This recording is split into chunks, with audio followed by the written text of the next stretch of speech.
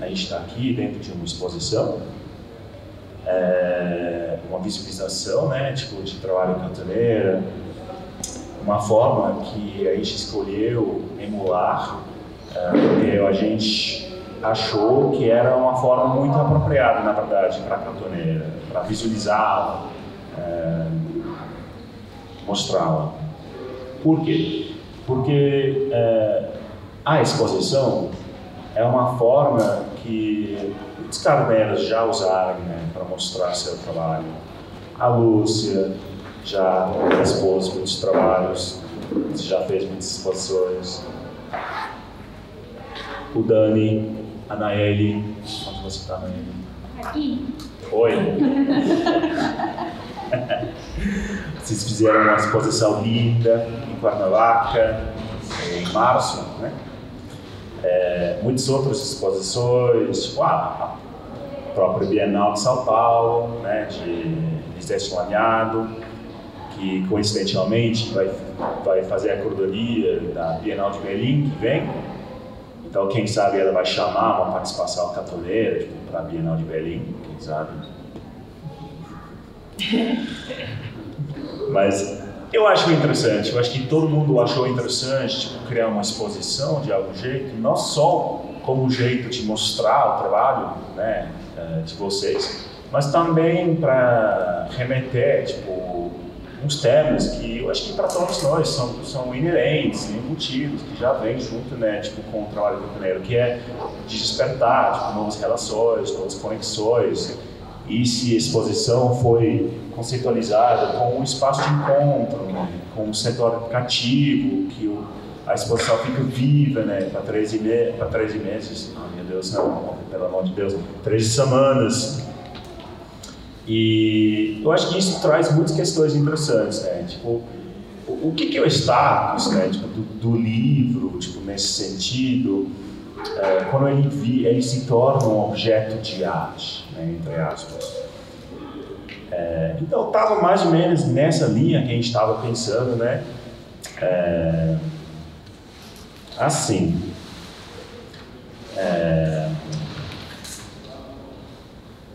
Né, como o livro se transforma no contexto de uma exposição.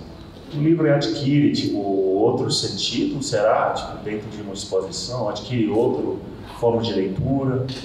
De que maneira podemos pensar o espaço de exposição como uma espécie de intervenção na cidade e talvez como lugar de resistência até. O que significa um livro feito de papelão assumir o status, né, de objeto de arte. Toda capa é única, né? E isso, tipo, traz uma qualidade muito especial, eu acho, para o livro. Uma qualidade que é também realizada de um jeito presencial, que eu acho também uma coisa muito importante. Então, para endereçar essas questões e muito mais além, eu acho que eu passo a palavra para a Lúcia.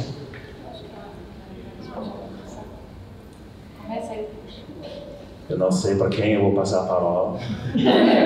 Mas à esquerda.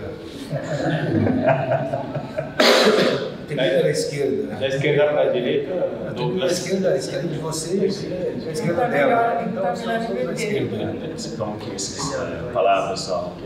Bom, tudo bem, eu tô de boas. Eu sou artista. Eu acho que você ou ligar ou segurar um pouco mais perto. Certo? Tá desligado. Oi? Agora. Bem, meu nome é Thaís, bom dia. Bom dia. Obrigada pelo convite aqui. E, bem, vou começar como artista, vou começar por um lugar mais aberto aí do livro, que tem a ver com o meu trabalho também. Já venho trabalhando com livro e com uma ideia de livro, de colagem também, que eu vou para além do papel. Então, trabalho com papel, com livro, mas também hoje eu tenho pensado muito em instalações. Então, o vidro virou papel, a palavra agora em sal. Então, eu também penso esse livro num lugar mais ampliado. Agora, claro que o livro como objeto, né, e como esse lugar que é meio né, de circulação, muito mais do que estar numa exposição ou registro disso, circular. O livro tem essa vida, né? Tem essa potência de diálogo e de encontro, né? Como objeto, sim, eu acho o livro já um lugar de encontro, né? Que é aquele que escreve, o que produz, o que faz com quem lê. Então, já acho o próprio livro mediador em si. E, não sei, como artista também pensando na minha participação com a Dulcineia, né? Assim, foi super bonita, assim, agradeço até hoje a amiga que me introduziu a Lúcia. E que eu acho que é esse lugar de encontro, né? E como o artista como mediador, muito mais do que produtor de algo, né? Esse mediador que está ali para propor algo, para construir algo. Então, eu acho que o livro, quando a Lúcia me convidou para fazer o Arquipélago, que é esse livro que a gente fez juntas, foi muito... foi um convite também pensando a ideia de ilha, que é uma questão para mim, a colagem, né, e tentar ir trabalhar com elas para além da pintura, pelo menos isso para mim é algo que me instigou, porque elas trabalham muito com a pintura nas capas, pensar o papel de uma outra forma. Então, a colagem, para mim, nesse trabalho, nesse encontro, virou uma composição, mais do que uma junção de papéis, virou uma composição, né? Virou um encontro, um grande encontro, assim. Então, o livro, eu acho que tem essas várias dimensões, assim, de potências, eu acho, por aí. Eu vou pegar o gancho do encontro, que para mim é fundamental, acho que o Dulcineia é fundamental, são as trocas, né?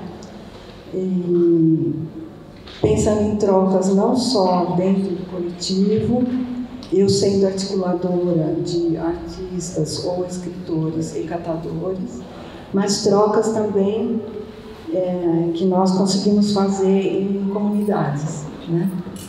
Então, o Alex já tocou, eu vou só falar brevemente de um trabalho que foi feito na Providência, no Morro da Providência, no Rio de Janeiro. Então, eu fui convidada pelo MAR para fazer um trabalho com essa comunidade. É uma favela, é a primeira favela do Brasil.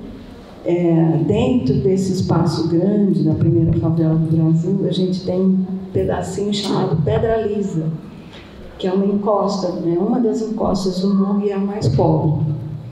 E nessa situação, então, a gente estava sob a tutela do Eduardo Paes, que queria remover todos os moradores de lá, alegando risco. Então, meu papel foi ir trabalhar com esses moradores para que eles tivessem voz, né? Para que eles tenham voz, mas que essa voz não fosse silenciada. E, então começamos a trabalhar, sempre que a gente faz um trabalho assim, a Solange ontem citou, é um trabalho que merece sempre um tempo longo, porque exige que se construa uma relação de afeto, né? E então conseguimos construir um grupo, formar um grupo de moradores e conversando com eles desenvolvemos 4 livros, né? Um que falava, era mais panfletário primeiro, que eu acho que era mais o desabafo do primeiro momento, né? De poder falar da angústia para alguém. Estamos falando desse medo da remoção. Um outro que surgiu, os livros foram surgindo de acordo com as conversas, né, os conteúdos trabalhados nessas conversas. Um outro falava sobre moradia e as condições de gambiarra, tal, que eles forjavam dentro do morro para morar, e aí envolveu fotos, eles começaram a fotografar o morro todo e fazer legendas eles sobre essas gambiarras. O terceiro acabou que no final desse segundo eles acharam que eles queriam sair muito e conhecer a cidade. Por incrível que pareça, o morro fica no centro da cidade, mas eles não conhecem. Então nós começamos a então promover essas trocas, eles irem para a cidade e artistas, músicos irem para o morro. É difícil. Enfim, por várias questões. Todo morro tem seus problemas e existe a rede, que a gente sabe, de tráfico, então cada grupo que entra é um motivo de preocupação, era na época, e foi tanto para o PP quanto, enfim, para os traficantes. Então foi isso, fizemos esse terceiro, e o quarto falava mais essa ligação afetiva, por que não retirar, qual é o vínculo do morador com o seu espaço, casa, né? E por que isso era tão importante. Então cada um tinha um viés, o primeiro mais panfletário, como eu falei, desabafo, o segundo tinha um apoio mais na questão do urbanismo, de moradia, o terceiro puxou até para questões de cidadania e um pouco um pezinho no educacional, e o último da ligação afetiva. E cada livro, então, teve o seu suporte, digamos, de pensamento. O primeiro teve um texto da Cristina Ribas, que é uma artista ativista. O segundo, um suporte de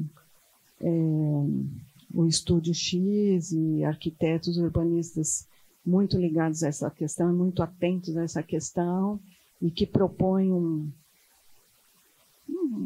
processo mútuo aí, que envolve não uma decisão centralizada do arquiteto para o morador, mas uma construção conjunta a partir do que o morador pensa ser necessário.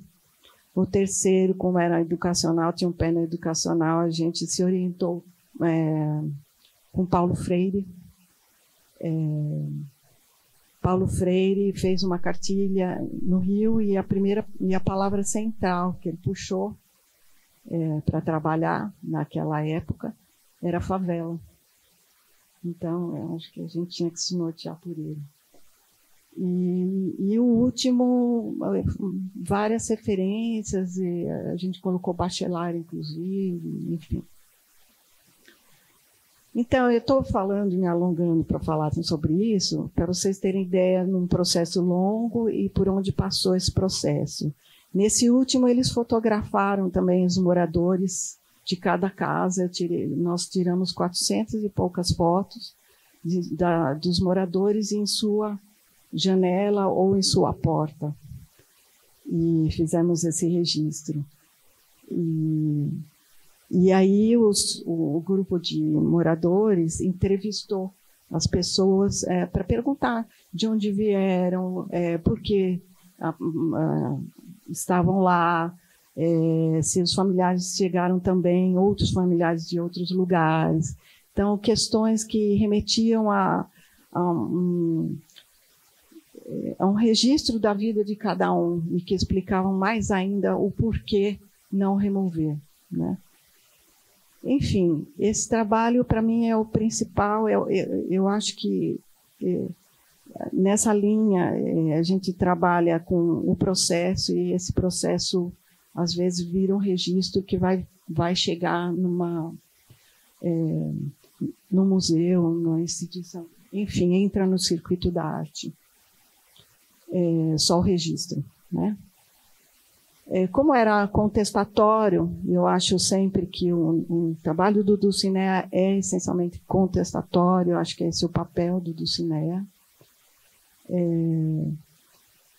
Então, nós pegamos esses 4 livros e levamos para o museu na abertura.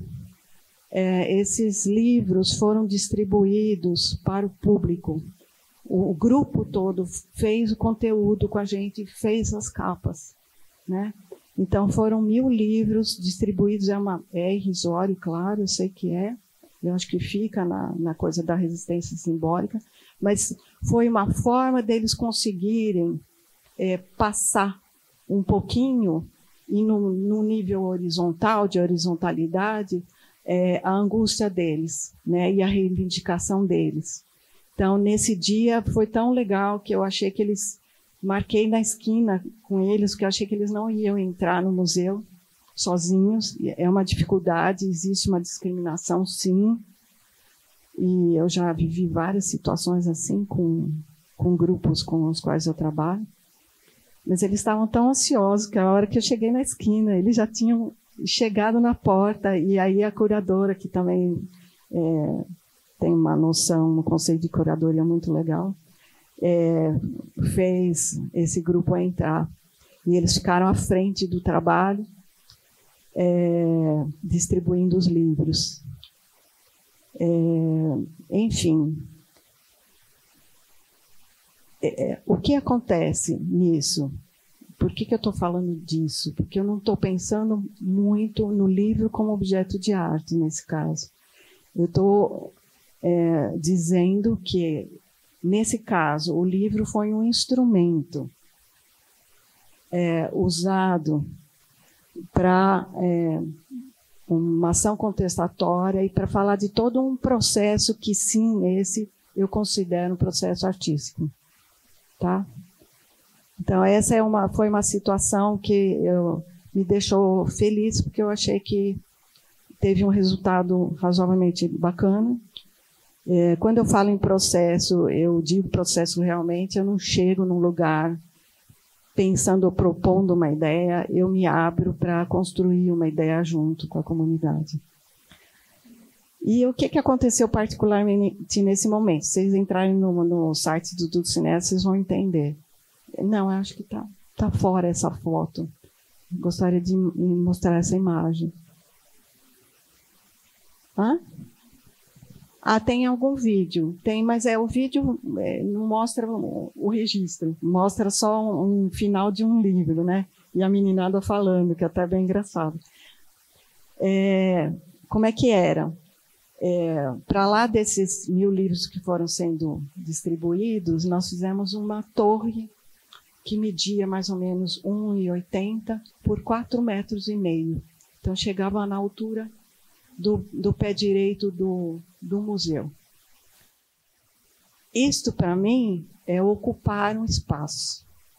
Então, não é com um livro, mas fazendo os livros todos que estavam ali montando essa torre sobre caixas, formarem um corpo.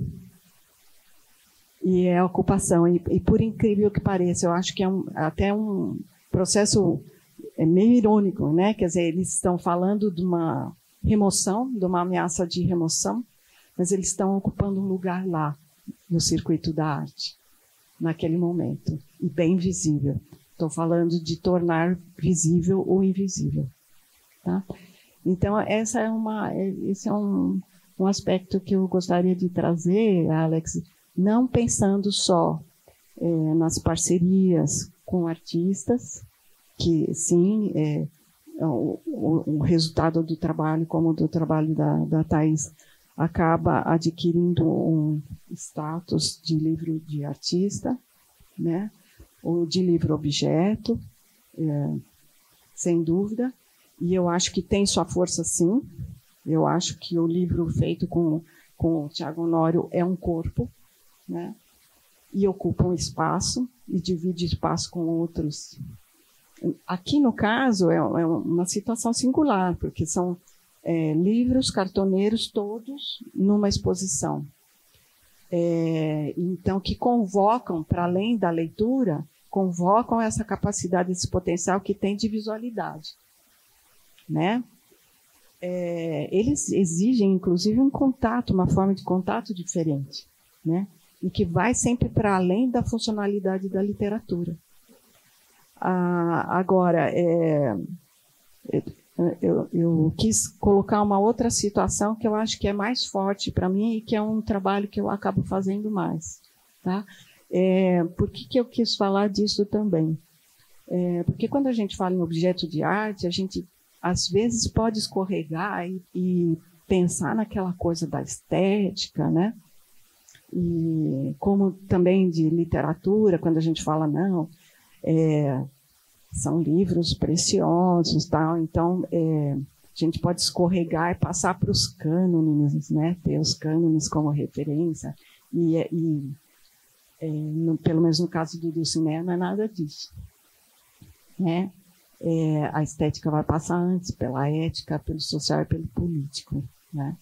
A gente não vai pensar tanto na forma. Todo o resto é mais importante. Então, é isso.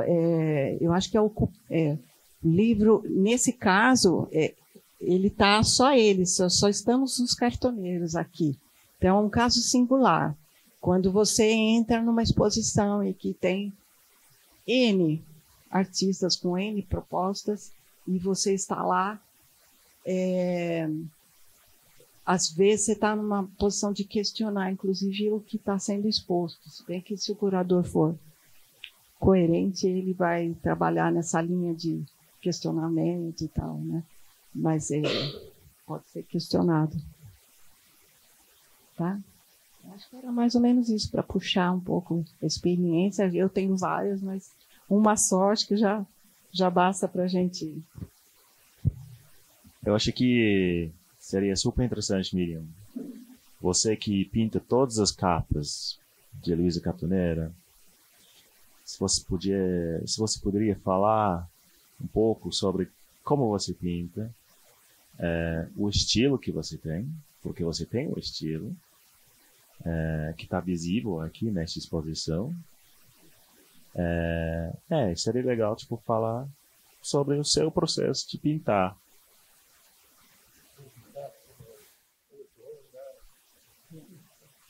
Bueno, buen día a todos. Muy feliz de conocerlos a todos. Siempre la conocía por Facebook, pero ahora personalmente, ¿no? Soy de verdad. Y bueno, la primera vez que salgo del país, ¿no? Una emoción. Y bueno, acá estamos. Es la primera editorial. Yo empecé cartoneando. Era catadora en las calles también. 5 meses, Cucurto insistiéndome para que deje mi carro. Yo no quería, porque no me gustaba trabajar en forma cooperativa, tener la plata de acá una semana. Y él me insistía todos los días. 5 meses de su vida insistiéndome todos los días. Yo no quería cambiar mi carro, ¿no? Yo le vendía los cartones y me iba. Y él... Un día estaba lloviendo y me invitó a pasar y me dijo, mirá, pintate una tapa, dale. Bueno, y yo tenía un montón de cosas recicladas arriba del carro, como telas, papeles, botellas. Y agarro y me dice, tráete un poco. Y dice, bueno, agarro un par de cosas de la basura que tenía en el carro y entré ahí al lugar. Y había 3 chicas y él nomás estaba pintando. Y agarro y me dice, bueno, tirá los cartones acá. Y dice, mirá, te vamos a enseñar. Y yo le digo, no, pagame que me voy. Le digo, me quería ir del lugar porque... Bueno, y después él tiró unos pinceles y yo fui y los agarré. Y él me estaba mirando de la puerta. Y me dice, dale, vení. Dice, bueno, y ahí él me enseñó a cortar el cartón. Y bueno, después de 5 meses le dije que sí, que iba a venir a Heloísa Cartonera a trabajar. A probar, le dije. Bueno, después le digo, bueno, mañana vengo, Cucu, le digo. Y él me estaba esperando y nunca llegué. Y después, a los 3 días le aparecí y ahí me invitó, ¿no? Me dice, te estábamos esperando. Y él había invitado unos escritores ahí para que me esperen y yo no quería entrar al mundo ese, ¿no? Y bueno, ahí me dice, cortate un cartón ahí. Y empecé a pintar una tapa. Me re emocionó, ¿no? Y le digo, bueno, mañana vengo. Y después dice, dale, vendé tu carro. Me decía, yo no lo quería vender. Le digo, bueno, yo voy a probar. Le digo, voy a dejar mi carro. Le digo, voy a probar acá a trabajar con ustedes. Le digo, bueno, y fui toda esa semana y me re gustó. Y bueno, hace 10 años, ¿no? Que estoy ahora y yo pienso el futuro de los libros, ¿no? Cuando los pinto, porque hago como 100 por día, más o menos. Me pongo a pintar, hacemos tapas de CD también para las bandas de rock. Me pongo a pintar y pienso el futuro de esto. Tuvo una historia, ¿no? Porque los cartoneros están en la calle, juntan, seleccionan las cajas, como lo hacía antes yo. Me las venden a mí ahora y después del carro va directo a la mesa a cortarla. Y de ahí... el catador se ocupó de conseguirla, y yo me ocupé de que tiene una historia tras la caja, ¿no? Y después se convierte, para mí es un arte, porque hacer una tapa yo pienso el futuro. Nunca pensé que iba a estar en la Universidad de Madison, ¿no?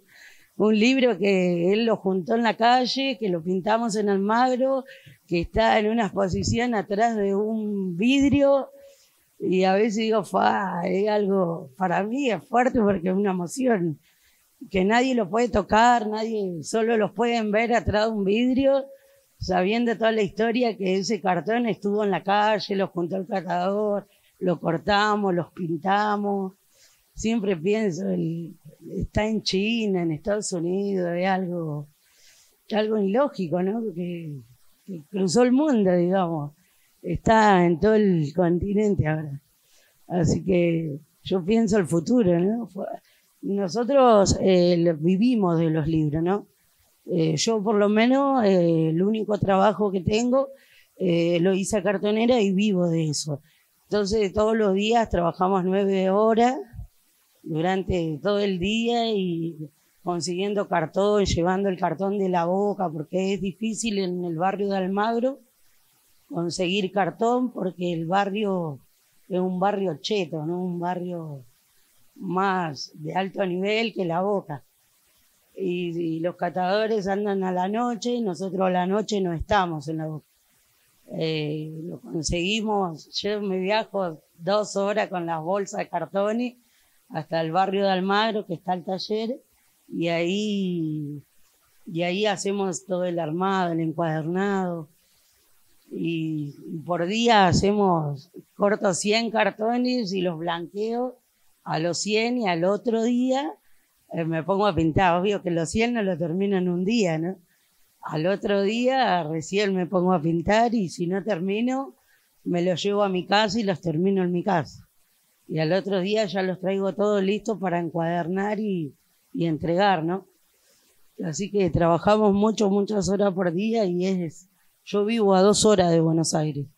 Así que viajo todo el día, 9 horas arriba en colectivo y es lejos, ¿no? Pero estar acá, una re emoción para mí.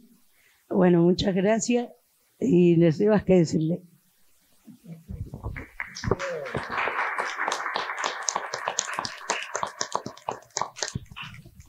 Bueno, después de estar aquí oyendo la osa, que es una obra de arte en sí, ¿no? Miren su atuendo, ¿no?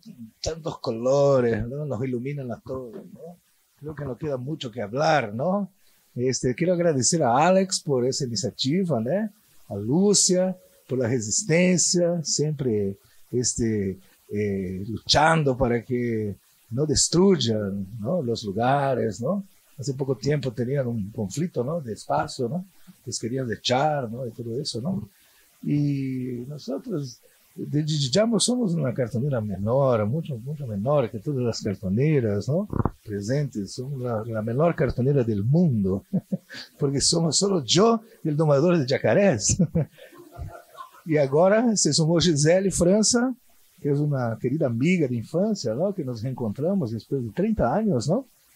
Y empezó a poner todas esas ondas de los ñandutis, de las telitas, ¿no? Dejando el aspecto del cartonero supuestamente más sofisticado, ¿no? Porque valoramos las artesanías de las mujeres paraguayas, ¿no? Que hacen el ñanduti, que es un bordado que viene de España y llega en Paraguay y se guaraniza, digamos, ¿no? Porque el paraguayo todo lo que toca lo guaraniza, lo hace guaranítico, ¿no? Si va a jugar fútbol, lo guaraniza. Si ve un zapato, lo llama de zapatú, ¿no? La camisa le llama camisá, ¿no? La vaca, vacá, la oveja, ovechá. Y esos términos extra guaraníticos lo guaranizan, ¿no? El guaraní tiene un sentimiento muy fuerte de su tecuete, su manera verdadera de ser, ¿no? Entonces, siempre todo lo que toca lo hace guaranítico. Y nosotros, que somos hijos del amor entre madres paraguayas y padres brasileños, como yo, el domador de jacarés, ¿no? Sufrimos ese contagio de la cultura guaraní, ¿no? En lo que hacemos y en la manera de ver todo eso lo que hacemos, ¿no? Y ¿qué más? Nunca tuvimos apoyo de nadie, ni de la Petrobras, ni del gobierno, ni de las intendencias, de nadie, siempre rechazamos. porque isso nos iba a corromper de certa maneira, não? Aí nesse contexto que estamos, que é Mato Grosso do Sul, a fronteira com o Paraguai. Mato Grosso do Sul é o estado brasileiro onde mais se matam indígenas no Brasil, não? Então, sempre tratamos de plantear o cartoneiro, o livro cartoneiro, como uma possibilidade de resistência, não? Somos a editorial que mais publicamos livros em portunhol, salvaje, uma língua que não existe como idioma oficial, pero acontece como habla e como escritura, não? Lo descobrimos como possibilidade literária com o amigo Wilson Bueno, saudoso Wilson Bueno, já não está mais entre nós, mas nos deixou esse caminho do portunhol, não? E nos deu a possibilidade de entender que se pode fazer boa literatura com essas línguas miseráveis da fronteira, essas línguas pobres, não? Da fronteira, não? Essas línguas despreciadas como o Guarani, não? Porque o indígena sempre foi considerado aí na zona, em Paraguai e em Brasil, como culturas inferiores, não? O Guarani como uma língua inferior. A ignorância é muito atorrante, muito difícil de superá-la, não? Muito prejuiciosa, e nós juntamos todos esses elementos bajos, não? Para publicar textos em portunhol. Já publicamos, creio que, 10 livros em portunhol, um de Chico Sá, um de Ronaldo Bressani, um de Joca Terron, alguns meus, 3 del Domador de Jacarés. E também hacemos traduções de textos de autores que nos gustam no portunhol. Lo ponemos aí, que é um caminho que não esperávamos, não?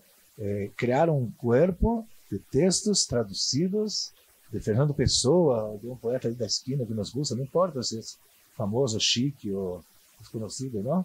E lo metemos aí nessa antologia grande que sigue crescendo, né? Leopoldo Maria Paneiro e o Domador de Jacarés e assim, não?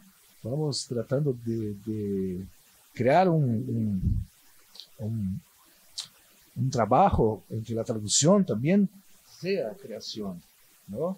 Não apenas um laboro servil ao mercado editorial, não? Também não estamos em nenhuma livraria. É muito difícil.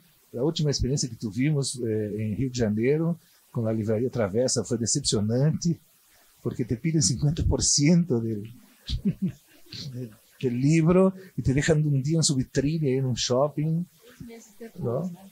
Como? E pagam 6 meses depois. Pagan, tardan muito para pagar. Paguem. Suena a uma conspiração para destruir o cartonerismo, não? É muito difícil a relação. Además, te pedem um montão de documentos, CNPJ, nota, que sei eu. Não somos empresa, não somos empresários do livro, não?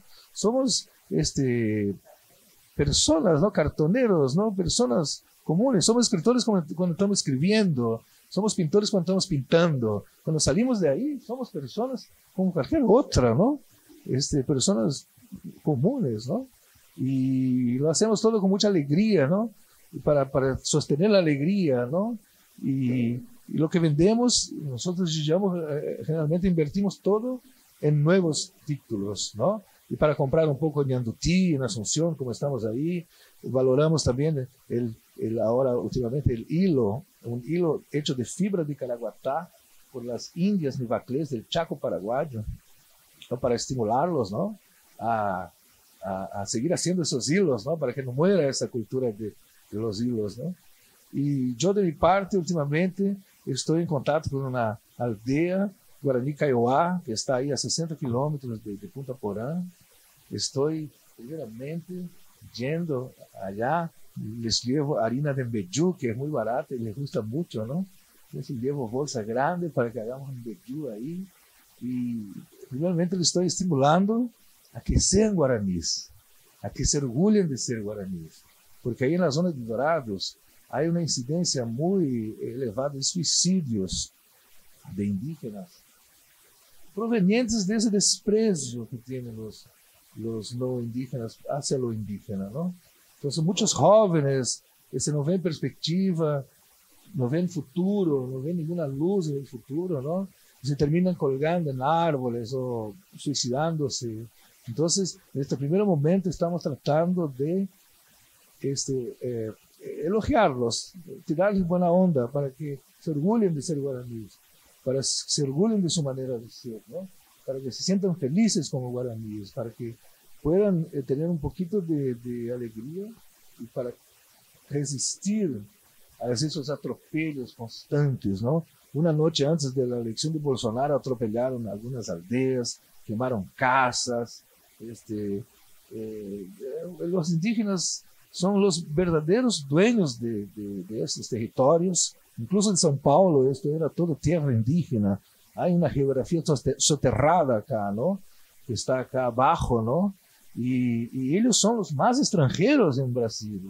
No puede ser que esto siga, ¿no? En realidad son tesoros vivos, tesoros humanos, ¿no? Cada indígena es un diccionario, es una mitología, es ¿no? Una obra de arte de la naturaleza, ¿no? Ellos son el arte, ¿no? Y tienen mucho talento y son los guaraníes que conozco más, pueblos muy alegres, personas muy alegres. Y la alegría molesta, ¿no? La alegría siempre molestó, ¿no? A la gente de la producción, ¿verdad? A la gente que tiene la producción como el gran valor humano, ¿no? De la cultura globalizada, ¿no? El make money, ¿no? Hacer grana, hacer dinero es lo único que parece que tiene sentido, ¿no? Y ellos no valoran mucho eso, ¿no? Dentro de un tecojá guaraní, el ñanderú, el líder espiritual o político, digamos así, es el que más aporta, el que más da, el que más ofrece, el que sale a cazar o a recolectar alimentos y lo distribuye entre todos. No es el que más acumula. En las culturas capitalistas globalizadas, el ser que tiene más prestigio es el que acumuló más dinero, o el país más rico, ¿no? A veces, en una época, todos se querían ir a Europa, ¿no? Nadie quería quedar en los países pobres, ¿no? Porque supuestamente nuestra educación es inferior, no sé qué. Es todo mentira, ¿no? Tenemos excelentes profesionales en educación.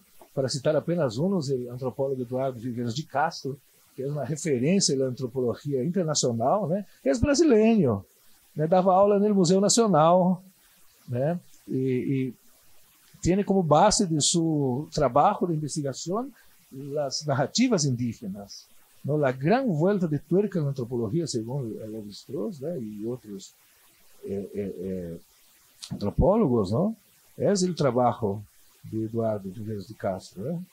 La teoría del perspectivismo ameríndio y todo eso, ¿no? Que pueden hablar mejor que yo incluso. Entonces, las culturas indígenas son los grandes tesoros brasileños. De mi parte, estoy en ese momento, voy allá y le tiro onda, le digo, ustedes son hermosos, tienen que tener orgullo de ser guaraníes, ¿no? Y ya le tiré la onda, le mostré unos libros así, quieren pintar tapas, ¿no? Le gusta la idea, ¿no? Y ahora, y yo solo, ¿no? Son dos encuentros nomás tuve, ¿no? Eso no hablé a nadie, la primera vez que estoy compartiendo eso, ¿no? Y le gustaron la idea y están así expectantes, ¿no? Me están esperando, yo siento, ¿no? Y en algún momento vamos a bajar con cartones cortados para estimular a los niños que empiecen a pintar, ¿no? Y vamos a encontrar una manera de comprar esos cartones a un precio que ¿no? O cambiar, que sería mejor, porque muchos de ellos cuando tienen guita se van a tomar pinga, ¿no? Y es complicado eso, ¿no? Es muy difícil esa relación, ¿no? Hay bares que se instalan cerca de ellos, ¿no? Justamente para venderles caña, pinga. Y cuando empiezan a chupar, ya no quieren más ir a los puy, a la casa de ceremonias, no quieren más hacer la ceremonia, ya se vuelven perezosos, ya están en otra, ya empiezan a generar una energía autodestructiva, se empiezan a volver contra ellos mismos, ¿no? Hay casos de pedofilia también, hay muchos problemas, porque parte de esas comunidades que están ahí están muy contaminados de la civilización, ¿no? Infelizmente se dejaron contaminar o no pudieron dejar de contaminarse, ¿no?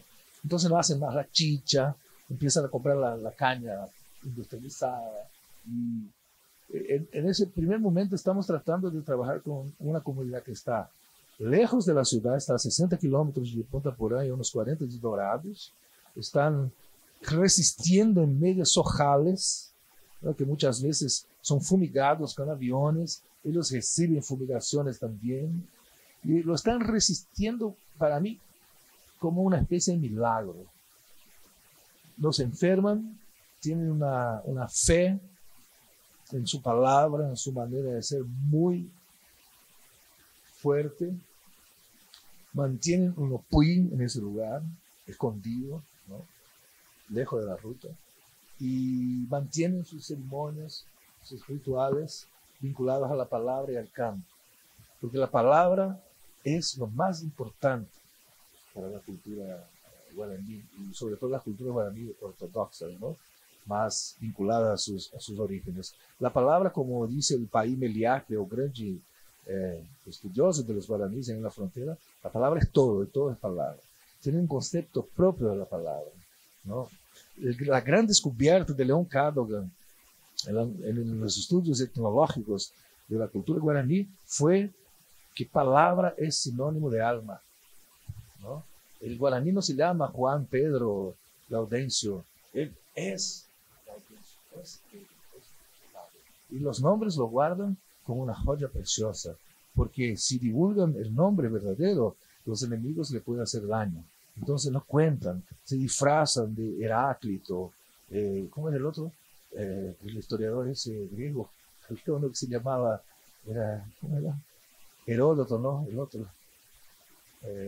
Tiene nombres así raros, ¿no? Y a veces griegos, ¿no? Y yo, ¿de dónde quitaron eso, no? En la película de Gloria Scapini, que se llama Palabra Alma justamente, están algunos de ellos que son especies de anti-historiadores. Cuentan sus versiones de la historia del Paraguay, con Madame Lynch, el Mariscal y todo eso. Son muy carnavalizadas esas historias, muy cómicas, ¿no? A la vez. Tiene un sentido de humor muy refinado también. Y la palabra es algo muy importante para ellos. Y al punto que ellos solo se realizan en la palabra. Un guaraní solo encuentra la realización de su vida cuando se le brota el canto, cuando expresa su canto, cuando le sale el canto, cuando prende, como dicen, le prende el canto, ¿no? de cada uno de ellos, ¿no? Y solo mediante el canto, a través de la palabra, se realizan como personas. Cuando tienen un canto, tienen todo, ¿no? Y manejan un lenguaje colectivo, manejan algo que llaman de Aibú Porá Tenondé, o las Nie Porá Tenondé, las bellas palabras primeras, que es el lenguaje que utilizan para hablar con los de arriba, ¿no? Los que están más allá, ¿no? Los verdaderos dueños de los padres, de las palabras de sus hijos. Toda una poesía increíble que está recompilada en la Ivura Puitá, la obra joya rara de la literatura beríndia de los guaraníes, que fue compilado por León Cadogan en los años 40, 50, y después tuvo mucha dificultad para publicarlo, porque incluso fue hasta Buenos Aires, Argentina, a encontrar al gran antropólogo argentino de la época, José de Imbellione, que cuando vio esos cantos dijo, no, esto no es obra de esos pordioseros indios, esto es obra de un poeta inspirado que se está escondiendo bajo la máscara de algún indígena, ¿no? Y no quiso publicar. Y Cadogan entonces trae ese material a Egon Schaden, que era el profesor de la Facultad de Antropología acá en la UFM. Y Schaden también se pone en dudas, que los guaraníes son capaces de una poesía tan sofisticada, ¿no? Que no creían, ¿no? Que eran indios, ¿no? Y un prejuicio muy grande. Entonces Schaden va a Paraguay. Lo estoy contando así muy vulgarmente, disculpe, ¿no? Y este Schaden va a Asunción y junto a Cadogan van a Paguazú, al lugar donde están las aldeas de Oriental Guaraní, y ahí Schaden comprueba la autenticidad de esos cantos, ¿no? Y lo publica por primera vez acá en São Paulo en el boletín de la Facultad de Ciencias y Letras en 1959, un tomo único, ¿no? Los cantos de la Guraputá, donde están esas bellas palabras primeras, ¿no? Y no se sabe de dónde viene eso, puede ser que venga de muy lejos, de muy antes, del tiempo de Homero, ¿no? De Safo, qué sé yo, ¿no? Los guaraníes son muy antiguos, no se sabe de dónde vienen los guaraníes. Se supone que vienen de Asia, se supone que vienen del cielo. El domador del Yacaré dice que viene de otro planeta. No tenemos ninguna comprobación de eso, ¿no? Entonces es una cultura de la palabra es lo más importante. Entonces, eu posso Por eso ellos passar a palavra? se recusan mesmo? a hablar con los blancos, porque dicen que los blancos hacen un uso muy irresponsable de la palabra. Entonces no quieren mucho contacto con las culturas no guaraníticas, ¿no? Tienen un cierto miedo. Pues no. Entonces estamos en esa, ¿no? Tratando de estimular los guaraníes, ¿no? Y después presentar cartones, tintas, y a ver qué hacen ellos, ¿no? Y, si posible, crear una cartonera de ellos para que ellos mismos cuenten sus historias, escriban sus historias con nuestras ayudas, ¿no? Si es necesario, ¿no?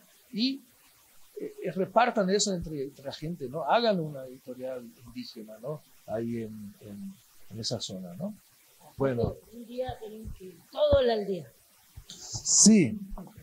Todos a la aldea a hacer libro de cartón. Y si hay una catástrofe un día, como se anuncian, ¿no? Del antropoceno, qué sé yo, ¿no? Y quedamos sin luz, sin supermercado, porque toda la comida que consumimos viene del supermercado. No sabemos plantar ni cosechar nada, gran parte de la gente, ¿no? Si quedamos sin supermercado, sin agua, sin luz, son esos indígenas que nos van a guiar en medio de la catástrofe. Ellos nos van a decir qué plantas vamos a comer y qué no tenemos que comer para no envenenarnos. Ellos tenemos que cuidarlos muy bien, ¿no? Gracias. Disculpe. El tema es un poquito largo.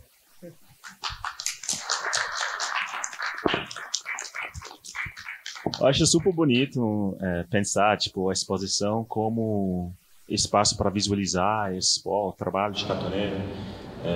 Você é uma pintora que tem um estilo muito reconhecível, né? Eu não sei se vocês viram, mas ali na frente, naquela móvel da escada, tem 6 catoneiras ali, tipo, o trabalho de 6 catoneiras. E o trabalho de cada catoneira é muito reconhecível, dá para reconhecer, né, quem fez o quê.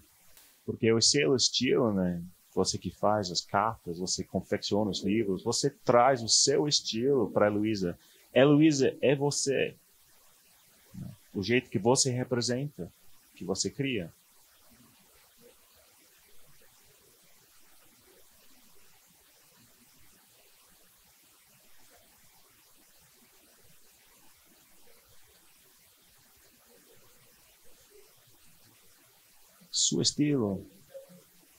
Seu estilo é ser Heloísa Catoneira, de alguma forma. Sim, total.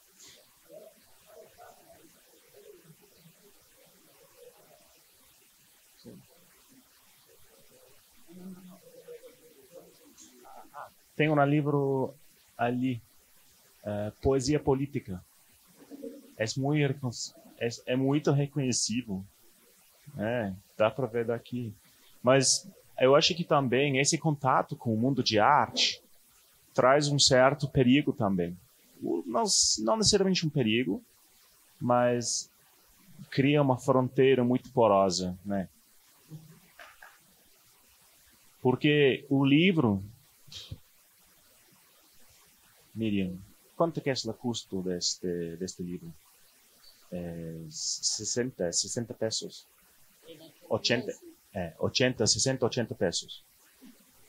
Mas esse preço, tipo, quando o livro tipo, adquire esse status de objeto de arte, o controle desse preço não está mais tipo, nas mãos das editoras, né? Porque o objeto ele viaja. E talvez, Thaís, você possa falar um pouco sobre essa fronteira porosa entre algo que você faz em casa e a diferença que talvez acontece quando perpassa por um outro mundo. Porque a exposição, como aqui, é um espaço aberto. Qualquer pessoa pode entrar aqui, dar uma olhada nos livros e dizer, eu quero comprar esses livros. Quanto quer? qual é o custo? E quem vai dizer, né, qual é o custo? Quando o livro sai do puesto de Luiz Cartoneiro para um outro espaço.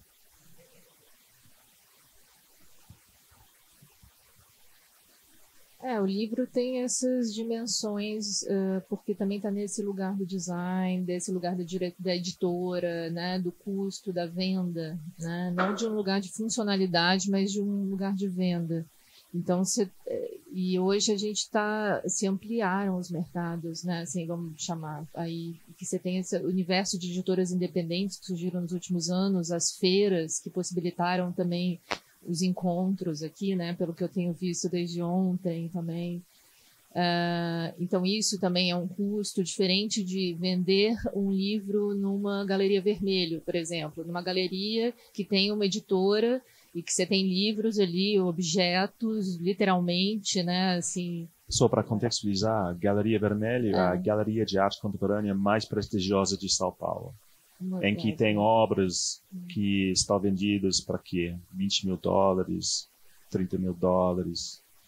E eles têm uma editora, têm uma livraria, né, Tijuana, a banca ali. Então, também você tem preços variados dentro, né, dependendo do artista, do livro e etc. Então, tem isso. E também esse lugar que ela estava comentando, né? Você vai fazer uma exposição, você tem lá o livro fechado, você não consegue manusear, porque é uma edição super especial. Então, também é um contato distanciado, diferente daqui, né? Que você pode manusear, ver, sentir, né? O livro... Eu acho que a cartoneira também tem esse lugar, o cartão, né?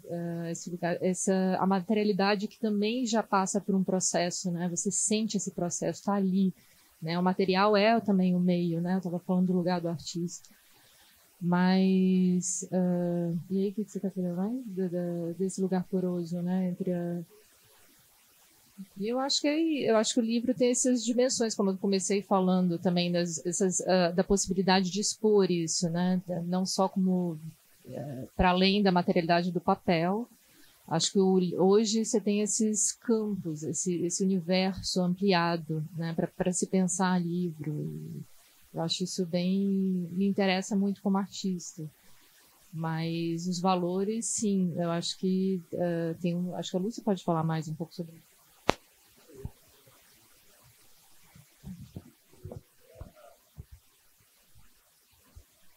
Se pudesse comentar um pouquinho a experiência participando nas feiras de arte gráfica.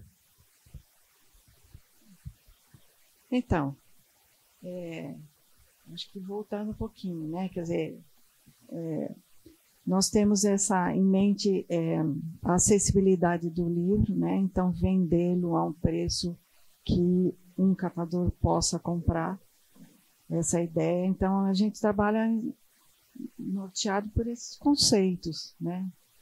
E também o custo do livro está muito atrelado à possibilidade de garantir uma complementação de renda para as catadoras, né? Então, está entre esses dois parâmetros. Eu acho que, assim, a gente tem que trabalhar honestamente e verdadeiramente com aquilo que a gente acredita. A gente não pode dar conta de quando o livro sai da mão da gente, para onde que ele vai. Entendeu?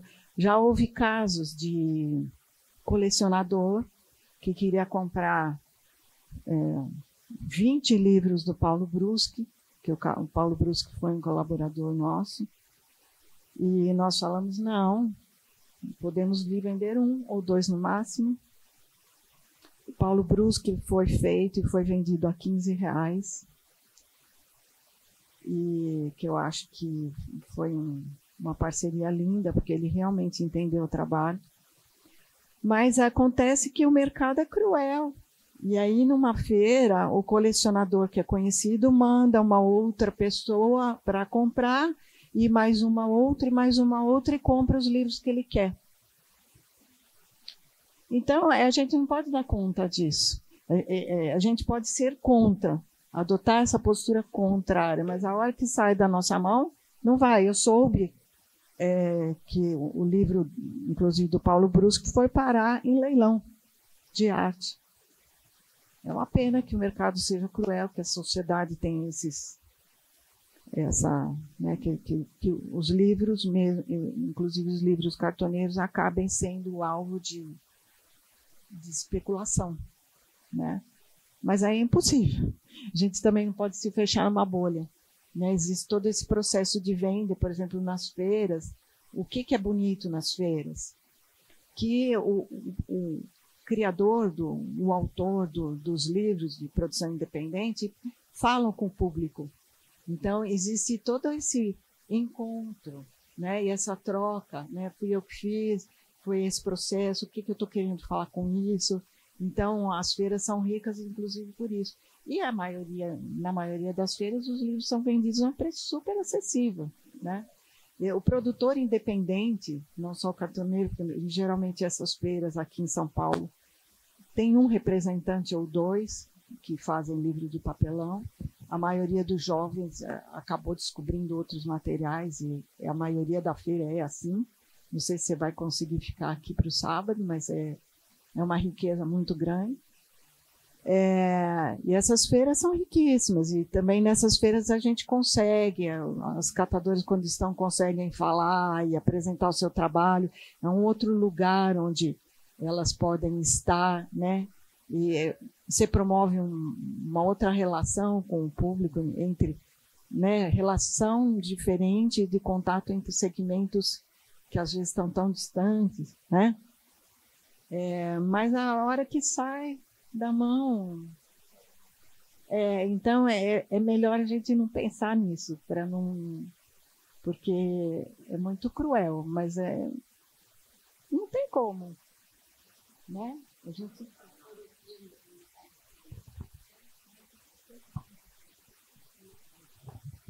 Douglas, você queria comentar? No, en nuestra experiencia, esa cuestión de los precios, hacemos libros de todos los precios. Y hay unos que me gustan mucho que yo hice, ¿no? Uno de José Luis Viala Batista y todo. Y no lo vendería por menos de $10,000. Quiere comprar, que pague el coleccionador. Yo creo que hay un mercado libre en eso, ¿no? Nosotros necesitamos comer, no tenemos otro... ¿no? El domador de Yacaré pues no tiene otra fuente de renta, ¿no? Y tenemos que comer. Y si vendemos los libros muy baratos, el domador de Yacaré no va a comer, y tampoco yo. Y tenemos que movernos a veces, ¿no?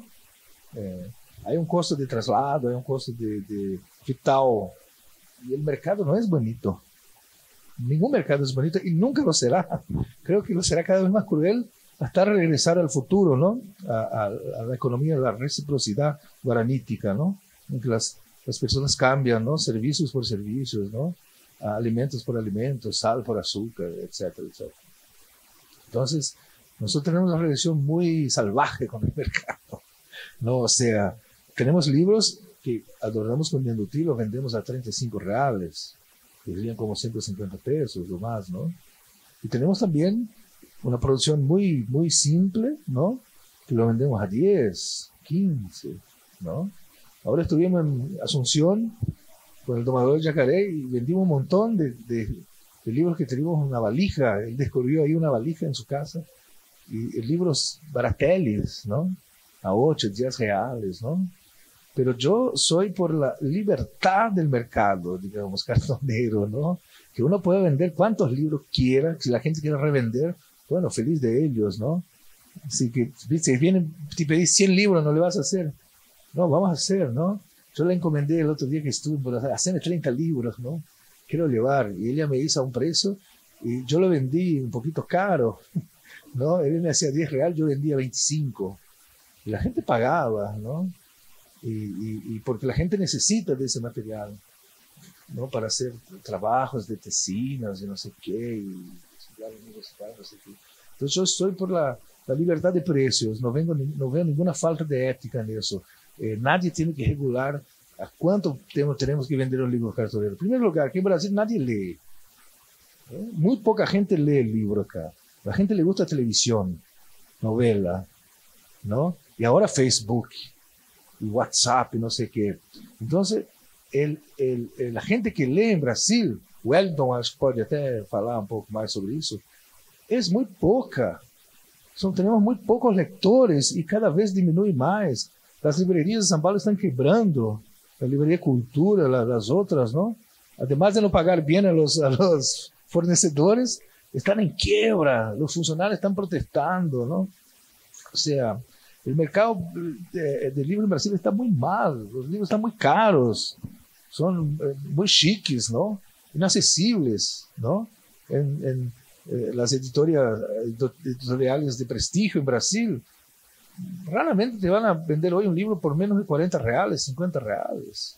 Y a veces libros malos que importan de Norteamérica, lo hacen traducir, novelas ¿no? Y mala literatura. El otro día Santiago Nazariano, un amigo nuestro, estaba justamente reseñando un libro malísimo de una editorial de mucho prestigio que ponen en el mercado, ¿no? Entonces, yo soy por la libertad del precio. Y nosotros tenemos que poner el precio, ¿no? Si la OSA quiere vender un libro de ella por 1.000 pesos, está bien, el que le guste pague, lo paga, tiene que pagar y lo va a pagar si le gusta realmente, ¿no? O sea, decir. La vez pasada me fui a una ranchada, que una ranchada es un lugar donde viven todos los catadores, ¿no? Y hay una artista japonesa que ella había puesto en el Malva y los cartoneros tenían 3 cuadros tirados ahí en el piso. Y agarré, y yo fui ahí y le digo, oh, qué lindo estos dibujos. Es una artista japonesa que hace dibujos con puntitos redonditos, que no me acuerdo el nombre de ella. Bueno, de ella, y había 3 tirados ahí en el piso y yo le digo, bueno, chicos, le doy 300 pesos y me lo llevo. Sí, llévalo. Y yo conocí a un curador de arte que conocí una vez, lo llamé por teléfono, ahí le mandé un WhatsApp, se lo vendía 1.000 pesos a las 3 cuadras, yo me quedé re feliz, ¿no? Y agarra y el muchacho, yo no sabía quién era, ¿no? Y después me dice, bueno, cuando tengas más, mandá un WhatsApp. Y después, bueno, ayer me enteré que Javier me dijo que era un artista re importante, que yo se lo vendía 1.000 pesos. Yo no sé el valor de la pintura de arte, ¿no? Así que, dame 1.000 pesos, se la tiré por la cabeza. Ahí. Nosotros ahí con Jambo, cuando estamos en los lugares, tenemos mucha, valoramos mucho la formación del público, de lectores. Eso es una cosa que tenemos que trabajar mucho, ¿no? Porque la gente está dejando de leer, ¿no? La gente pasa el día con la nariz ahí enterrada en Facebook, en WhatsApp, ¿no? Y eso genera mucha falta de empatía con las cosas que están pasando afuera, ¿no? Y eso también está ayudando a los jóvenes a que no lean, ¿no? Y ahora hicimos un trabajo con el SESC, visitamos un montón de lugares muy chicos, así donde poca gente lee, ¿no? Y en algunos lugares llevamos los libros y regalamos porque la gente no puede comprar, ¿no? Nos lo podemos vender, pero quieren los libros, se interesan, ¿no? Y a veces en algún momento u otro regalamos 1 o 2, así, ¿entendés? Para estimular a esa gente a leer, que descubran la importancia de la lectura, porque realmente es una crisis grave de lectores. Hay mucha gente escribiendo, hay mucha gente editando, no sé cómo sería en México, en otras partes, ¿no? Pero en Brasil hay poquísima gente que lee, ¿no? Y cuando va a leer no sabe qué leer, y se mete en esos shopping centers cuando quiere comprar un libro de regalo, no estamos ahí los cartoneros, ¿no? Y empieza a comprar esos libros de Game of Thrones y no sé qué, esos libros que están de moda, Star Wars, libros, no sé qué, libros muy colorinches y muy caros, ¿no? Y vos vas, hoy en la librería brasileña acá en São Paulo, gran parte de los títulos así de prestigio son esos libros de la cultura de la evasión, ¿no? Que más te propician solamente evasión, que te distraigan tus problemas, que mires a otro lado, que entierre la cabeza en una narrativa esa que solo te va a proporcionar evasión, no te trae ningún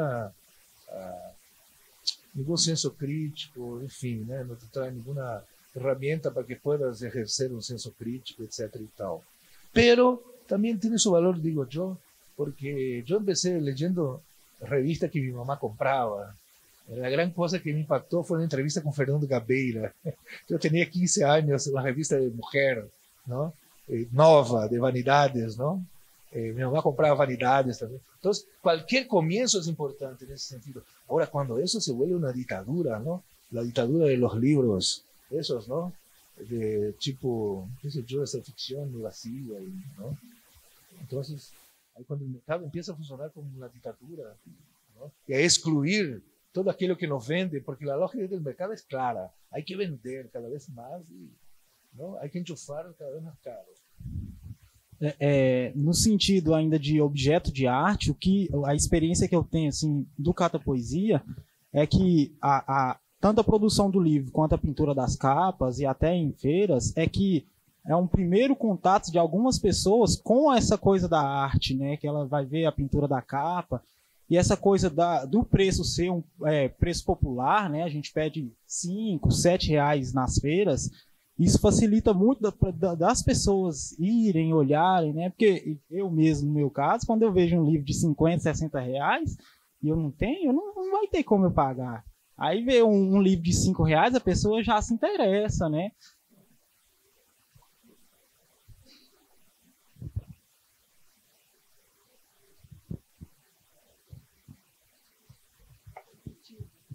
Se dá o acesso, né? Então, no caso da arte é muito isso, né? A arte é um circuito muitas vezes fechadíssimo e tal. E à medida que a gente trabalha abrindo para essa possibilidade de circulação, a gente está criando um outro espaço. É interessante também que a gente, além da literatura, a gente também se enquadra no artesanato. Então, isso abre um leque para a gente estar também indo em feiras de artesanais, né? Muitas não recebem livros porque os livros são feitos em editoras tradicionais, mas o livro cartoneiro ele abre essa possibilidade de estar inserindo o espaço da gente nos espaços artesanais, né? Então isso também facilita. Outra coisa também que eu observo é que na maioria das vezes o nosso trabalho, a gente tenta ver essa coisa do texto, né? Um texto que vai alinhar melhor com o lugar onde a gente trabalha. E a questão do tanto de páginas, a gente, como a gente trabalha em comunidade rural, comunidade tradicional, boa parte das pessoas não tem um acesso à leitura tão amplo e nem a espaços de arte, né? Então, quando a gente faz isso, a gente, além de levar o protagonismo artístico para a pessoa vê que ela consegue produzir alguma coisa de arte, né? Não que as outras coisas que ela faça não sejam arte, mas nessa perspectiva cartoneira, a pessoa se sente protagonista e entende também que ela também pode fazer uma arte, né? E com muita pouca coisa. É o que eu mais acho interessante. Quando eu vi o livro da Tia Tância, eu ainda não estava no Catapoesia e eu já trabalhava em quilombos, aquilo me encantou, porque na cartografia social é a área onde eu trabalho, aquilo ali ia contar para a emancipação de vários quilombos que podem ganhar a sua certificação da Fundação Palmares, né? E isso emancipando a própria comunidade, né? E tornando os protagonistas em artistas, né? O pessoal, né? Não, só falar que eu acho bonito também, além dessa, falando de fronteiras, disso que você está trazendo, né? De que isso também, né? Como borra as fronteiras, né? Entre a artesania, entre a arte, entre o artista. E, claro, voltando para o valor também, né? Que você estava falando de circular, a gente estava comentando de circular, como é legal isso de ter um preço para que seja possível circular, mas por outro também, né, o Tiago Honório, que também vai trazer outro valor por estar na Galeria Vermelho, ser um artista, vai levar o livro para lá, vai atrair. Então também eu acho que o bonito é isso, são esses espaços de circulação e troca e possibilidades que, diferente de um livro qualquer, o do papelão, da cartoneira, tem essa potência, né? É bonito, eu acho. Só para acrescentar uma coisa pequena, tipo, o papel da arte é importante para pensar a cartoneira, eu acho, porque, como o Javier falou ontem, né, ele sempre conceitualizou a carteira como projeto de arte, tipo, seguindo Joseph Beuys. E o prêmio que a Heloísa Cartoneira ganhou, né, tipo, do Prince Claus, daquele bagulho, tipo, dinamarquês, não. Eu confundo, tipo, todos esses lugares, sei lá, meu parecido. desculpa, holandês, 120 mil euros. O bagulho é da arte. Vem da arte esse grana. Né? Isso não tem como negar isso.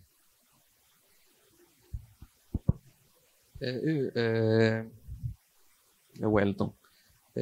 Eu acho que, assim, só complementando, eu concordo que, por um lado, é importante essa coisa da liberdade do mercado, ou seja, que, né, se a pessoa quer pagar aquele valor, se aquilo tem um significado para ela, que ela pague. Por outro lado, eu concordo com o Lúcio quando essa preocupação do acesso deve ser importante também. Eu acho que uma das coisas também que diferenciam a gente esse pensamento numa perspectiva, e que você lembrou ontem, né, da economia solidária ter um papel importante nisso. Nessa construção dessa identidade do que seria, né, o cartoneirismo. Eu acho que, diferente talvez do mercado, da lógica de mercado em que o termômetro é demanda, né, procura, então se um produto é raro, ele seria mais caro. A gente não precisa, e a gente normalmente não usa essa lógica, porque às vezes um livro pode ser muito raro e dependendo de quem pede, de quem precisa do livro, ele vai ser entregue por um preço irrisório. Por outro lado, se há uma pessoa que demanda, como você disse, se uma pessoa chegou lá e eu não quero pagar tanto, tudo bem, você quer pagar, isso vai fazer você uma pessoa melhor, você pode pagar.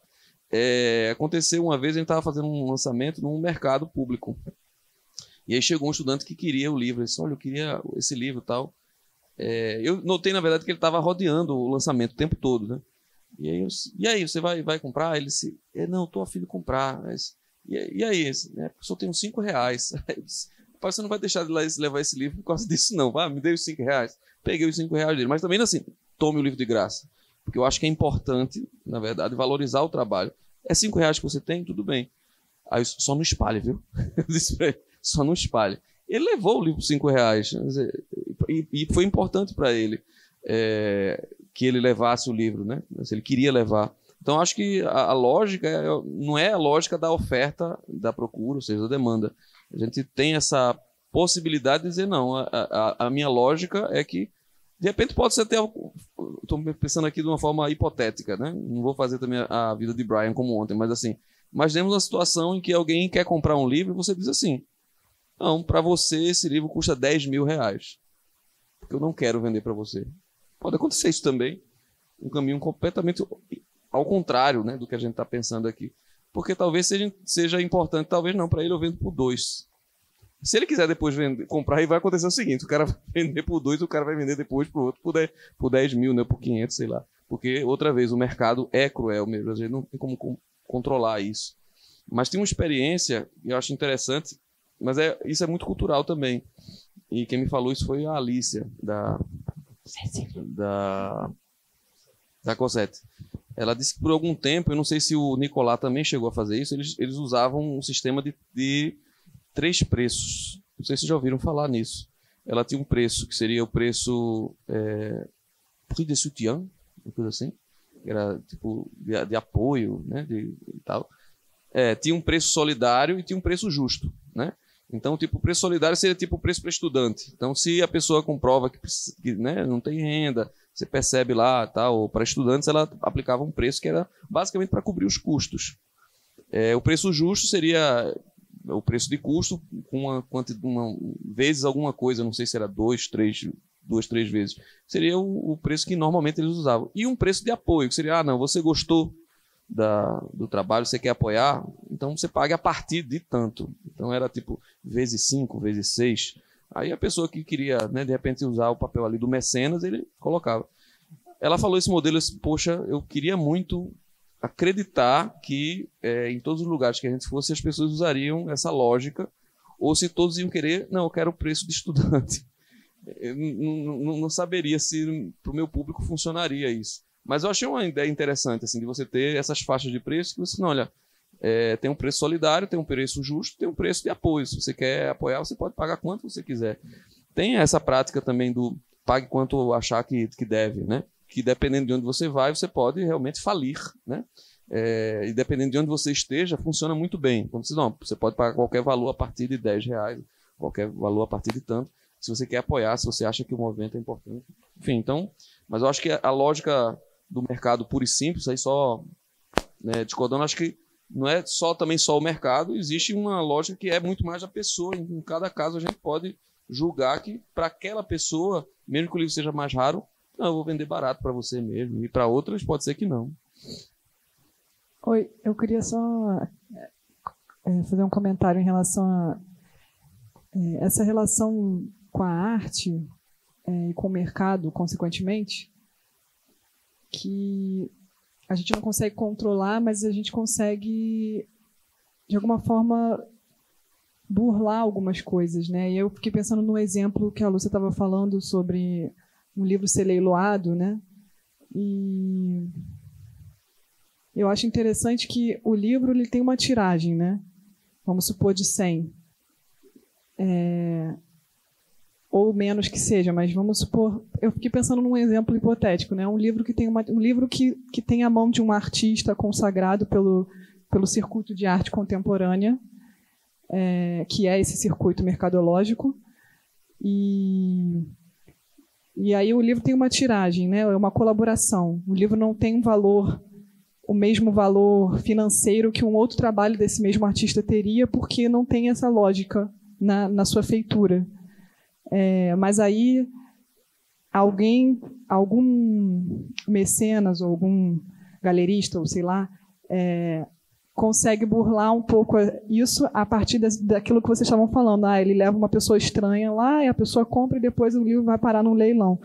E aí eu fiquei pensando, mas um livro de uma tiragem de, sei lá, mesmo que seja só de 50, vai parar num leilão e custa caríssimo, mas os outros vão continuar na lógica da estrutura de venda da cartoneira. E aí isso, de alguma forma, também é burlar o mercado. É dizer para o mercado, vocês são um pouco idiotas, né? Porque vocês estão achando que tem uma preciosidade específica nesse livro específico que vocês compraram. Não é isso que está acontecendo. O que está acontecendo é que a preciosidade aí está no nome do artista. Então, porque a gente está vendendo esse mesmo livro por outro preço. Então, a gente evidencia nesse tipo de caso a lógica do mercado. O que é exatamente essa lógica de mercado, né?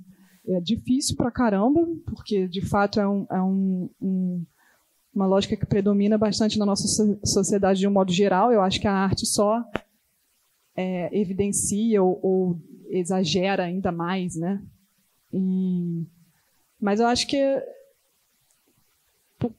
por ter esse lado de a gente também pensar na nossa sobrevivência, estou falando no plural, mas enfim, era só uma forma de dizer, mas porque lidar com dinheiro tem uma complexidade, né? E lidar com dinheiro em relação à criação tem uma complexidade muito grande. Só que a gente não pode deixar de pensar na nossa sobrevivência. Então, nesse sentido, eu concordo, né, com o Douglas. Então, o que a gente consegue, né? Qual o jogo que a gente consegue fazer? Assim, em alguns momentos é interessante pensar sobre isso para quem tem estrutura para pensar e agir nesse lugar. Porque eu, por exemplo, não tenho. Né? Só, assim, você tem que, acho que como é um jogo pesado, eu acho que é legal a gente entender. Então, como cartoneira, qual cartoneira que de repente vai ter essa entrada, por exemplo, no meio de arte contemporânea, e vai conseguir ter essa estrutura para fazer esses manejos, para fazer esses jogos, né? E qual cartoneira que não está interessada nesse lugar, né? E vai atuar em outro lugar e vai lidar com dinheiro, com valor de uma outra forma. Eu acho que, enfim, só uma contribuição. ¿Puedo hacer un comentario? No, siguiendo un poco, bueno, Alex mencionó lo que había dicho Javier ayer. Y bueno, de esta cuestión, me recordó como y siguiendo tal vez un poco los otros comentarios, la cuestión de la lógica y bueno, la práctica también cartonera. Y el proceso cartonero, ¿no? Y bueno, hay varios en cada cartonero y son distintos ejemplos. Pero me parece la de Luisa es interesante comparar con el mundo del arte, o no necesariamente con el mundo, pero con procesos artísticos, ¿no? Porque lo que mencionaba Javier era la cuestión de vamos a hacerlos rápidos, que eso era de Washington, Cucurto, que la idea era vamos a hacerlos rápidos para poder venderlos baratos, ¿no? Y esta lógica creo que debe ser bastante extraño en el mundo del arte, ¿no? Si uno lo piensa en procesos artísticos, ¿cuáles procesos artísticos, qué artistas piensen, voy a hacer muchísimo arte para poder venderlo barato a sectores populares que normalmente no consumen arte?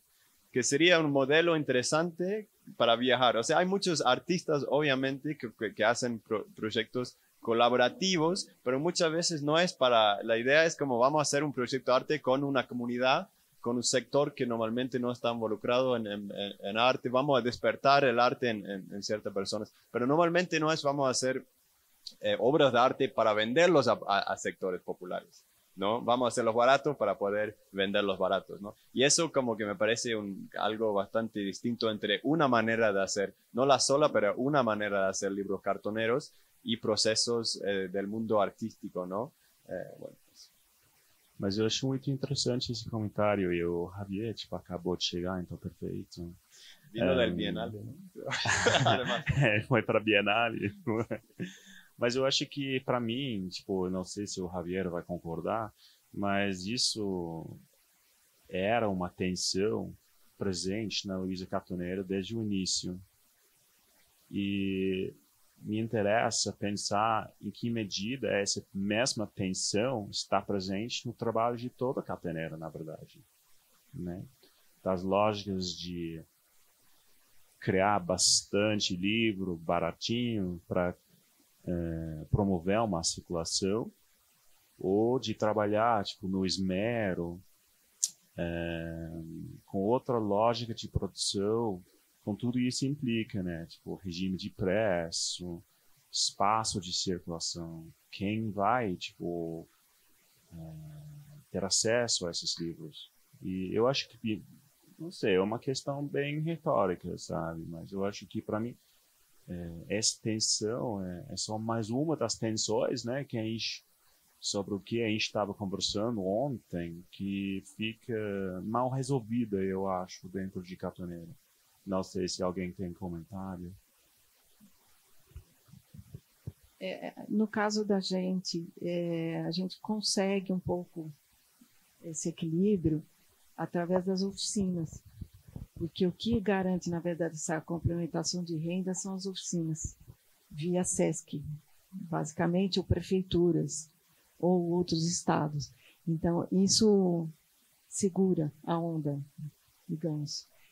De forma que a gente não precise de apoio nenhum, outro institucional, a gente também não quer, mas as oficinas compensam. Então, a gente pode garantir essa circulação do livro a preço baixo. Só queria comentar uma anedota. Várias pessoas aqui já conhecem o trabalho da Anne Braga, a Lúcia já conhece, da editorial Amarillo, sempre esqueço a ordem, amarillo, azul, rojo, isso. Então, como para a exposição da Europa estabeleci um limite de 3 livros por editora, já recebi várias mensagens me perguntando se venderia os livros da Anne, né? Não, faz parte do acervo ambulante, né, que está circulando lá pela Europa, porque despertam um interesse plástico. Então, claro, dentro das diferentes concepções, o trabalho deles é muito singular, né? Então, para quem não conhece, são 2 maestros em espanhol, trabalham em escolas primárias da Argentina, em Córdoba, mas tem uma concepção muito diferente nesse sentido, criação plástica, né? Trabalham sempre com elementos que sobram, uma tipografia, joga o papel, eles sabem a que horas vão, recolhem, tal. E esses livros têm despertado um interesse muito particular dentro desse conjunto de quase 100 livros que estão circulando lá pela Europa. Então, é isso, também são, diremos, dados novos que a gente nunca tem previsão do que vai acontecer com isso, né? Do que vai despertar. Eu acho que se tem outro comentário.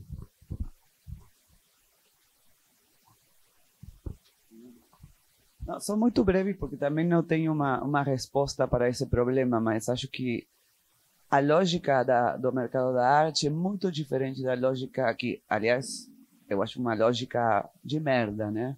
Capitalismo cruel. Não, o mercado da arte contemporânea, das galerias, todo esse circuito. Eu vindo da literatura não tenho nada a ver com esse mercado, né? Mas o mercado da literatura é bem diferente. E depois tem a relação entre dinheiro e ativismo, que é completamente outra coisa, né? Então aí fica, sem julgar, porque cada quem faz como puder, né, lidar com o mercado e as questões. Mas é muito complicado quando você quer misturar ação social, militância, né, ativismo, arte e literatura, porque são três formas que não têm nada a ver uma com a outra, né? Tem alguns projetos cartoneiros que fazem mais uma militância, outros que é uma forma de vida, de ganhar a vida, né? E aí tem a lógica da arte que começa, né? Isso de um artista que vende caro no mercado, aí pode dar uma ajuda econômica para o projeto, mas aí, né? E todas essas editoras estão nessa tensão, né? Que não tem solução, não tem resolução, né? Lógico, mas que acho que nem dá para tentar conciliar essas lógicas, né?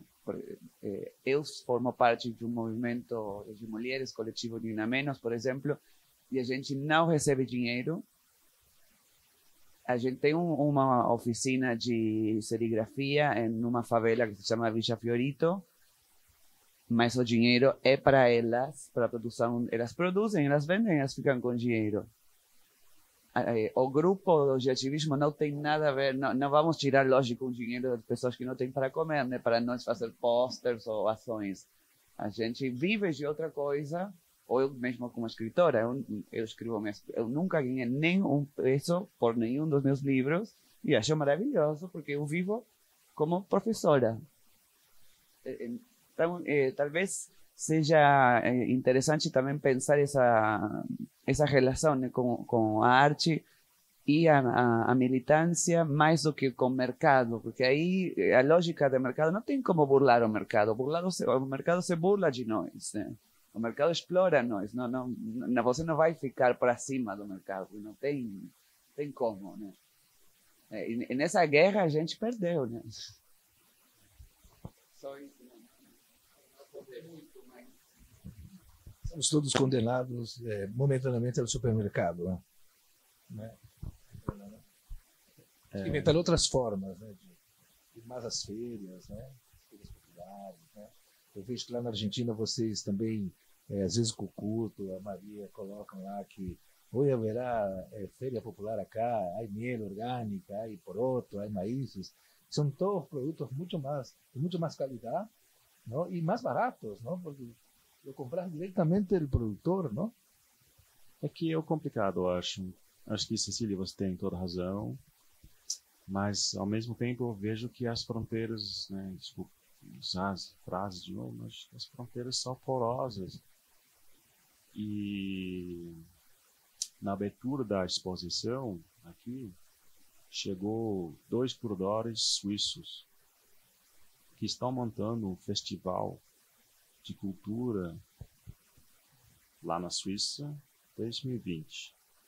O tema do festival vai ser a Amazônia. E eles ficaram apaixonados pelo trabalho de vocês. Eles queriam saber mais de Cartoneira. Eles queriam indicações de quem podia falar sobre a Amazônia, para quem sabe viajar para esse festival, vender livros nesse festival. Que o livro, claro que nesse sentido, o livro vai adquirir o status de uma obra de arte muito alto, porque é um festival extremamente prestigioso. Então, né, tipo, desculpa a pronúncia de novo, mas que se achou, né, para tipo impedir essas pessoas de entrar aqui. A exposição está aberta, né? A exposição é para encontros, é para trocas, mas eu não posso como curador, eu e Beatriz, a gente não pode controlar quem entra. Isso é totalmente contra a proposta da Casa do Povo, né, com quem a gente conceitualizou, né, a exposição. Eu acho que o mercado é feroz, é devorador. E, ao mesmo tempo que a exposição traz uma visibilidade, por exemplo, TV Cultura, que estava aqui ontem, para filmar, para tipo, divulgar o trabalho tipo, de vocês, tipo, da exposição, que é muito bonito, um canal aberto, o melhor canal de cultura, né? Tipo, claro que eu não fiz nada, a Lúcia arrumou tudo. Mas eu acho que é difícil tipo, manter essas fronteiras distintas de algum jeito. Eu penso tipo, no trabalho para tirar um exemplo, que não é muito relevante, mas diz alguma coisa, o trabalho dos Guerrilla Girls, né? Um coletivo de artistas que começou tipo, nos anos 80, que traz a pauta de feminismo, que a pauta original era tipo quantas mulheres expõem trabalho tipo nas galerias e nos museus. E isso é um trabalho de militância, é um trabalho tipo é um trabalho estético, mas também é um trabalho que tem uma certa relação com o mercado. Tem uma relação com o mercado que está mediada, né? Porque dentro do coletivo elas têm suas próprias regras e guias em como lidar com essa relação. Mas elas expõem tipo, nas maiores galerias e museus do mundo. Eu acho difícil tipo, eu acho difícil controlar elas, ou de manter distintos esses bordas. E, para mim, tipo, Cartoneira, né, não sei, a gente começou a trabalhar junto na ocupação Cambridge, né, em 2016. Eu vejo isso ao longo do caminho, né, tipo, uma série de fronteiras, tipo, que são estáveis de algum jeito, não sei, é meramente a minha impressão. Eu não sei se tem outro comentário, ou a gente pode tipo, continuar tipo, conversando tipo, no almoço, talvez. Eu gostaria de agradecer Thaís Crazzotti, Lúcia Rosa, Laossa, Miriam Soledad Mello e Douglas Diegues, né, para sua participação incrível tipo, nesse mesa redonda, linda. É isso.